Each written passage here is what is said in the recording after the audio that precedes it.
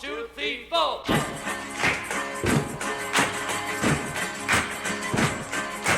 Everybody talking about bagging, bagging, bagging, bagging, bagging, bagging. This is the bagging, it's the middle. All we are saying is give peace a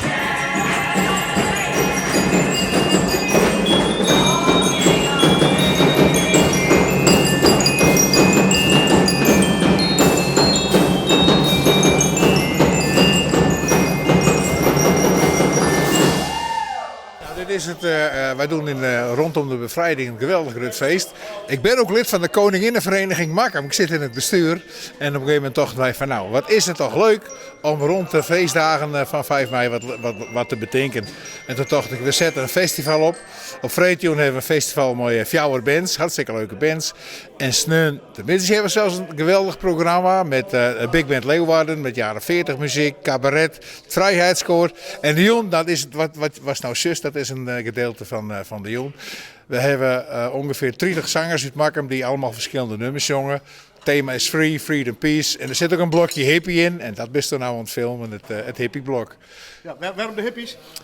Nou ja, als er vestiging over vrijheid komt, dan komt het automatisch terug in de hippie-tijd. Hè? Van nou ja, John Lennon, Give Peace a Chance. En er zijn een hele hoop nummers. Nou, ik noem wat Eve of Destruction van Barry Maguire. En de hele 60s en 70s was natuurlijk doorspekt met anti-oorlogsnummers. Heb je dit als jaren erin of is dit voor het eerst? Dit is voor het eerst, ja. Maar het idee zeg maar, van allemaal zangers, dat hebben we in Makkum al jaren. Dat is het Leugenbollenpop. Dat heb ik ooit eens betocht. Heel lang geleden, toen ik nog jong was. Maar goed, dat is er nog steeds en dat is hartstikke leuk. En dan kan iedereen die dat wil, die kan een versje jongen. Maar dit is ja, ook zoiets eigenlijk. Everybody's talking about bags and shaggies and bags and man and rags and bags. This is a bag, this is a more. All we are saying. Joko is een beetje bleu. Nou, dat zit ik een beetje in die cultuur, hè, daar, van die mensen. Kom maar, hoogstreeks is dit. Joko inderdaad, ja, doe het dan even. Maar dan ben we dat toch echt te erg. Waar ben je? Want je hebt zo ook een beetje zware bieren eigenlijk. Ja, maar op een gegeven moment is John Lennon die week wat bekeerd, hè, dus wij zitten alle kanten uit.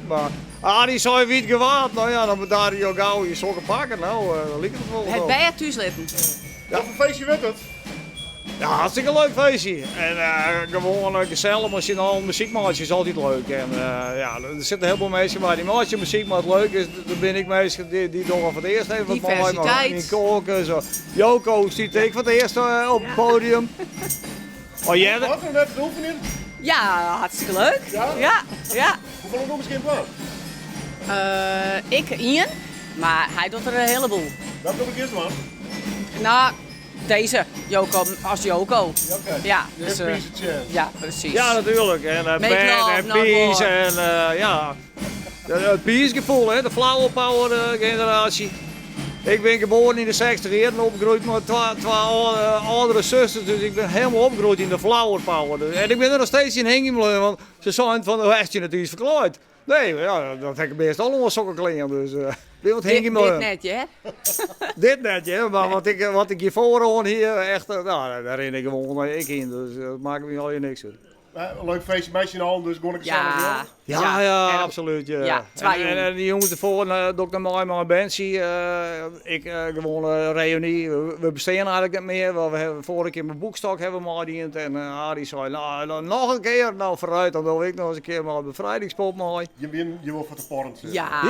Jongen, ja. En echt iedereen wel. vindt het hartstikke leuk, dus ja, dan wil je automatisch gewoon helemaal mooi in de flow.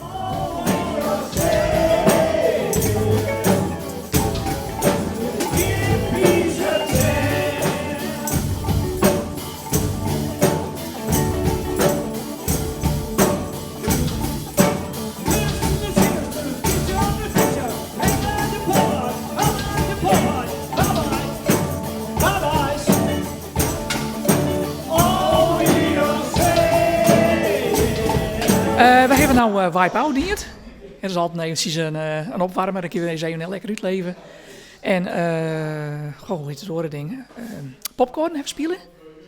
En nog een stuk wat we dan ik spelen met de bevrijdingsfeesten, dat is Colonel Boogie.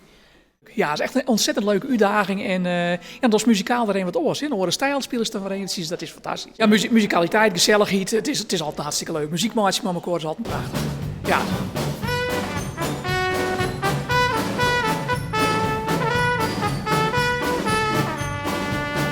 De meesten die komen uit Makkum. Er zit een beetje, nou, bijvoorbeeld krijg ik Henk van de Marine, die komt uit Snits. Toevallig hoor, dat is een maat van u. En ik heb een zanger uit Bolzert, Rijn Vallinga, die kist ook al. Voor de rest zijn het voornamelijk Makkumers. Maar er zijn een hoop jongens die zong ik in bands. Hè. Zoals Peter Lieverding, die dat versje van Hitler zong. Die zit in Weimaru.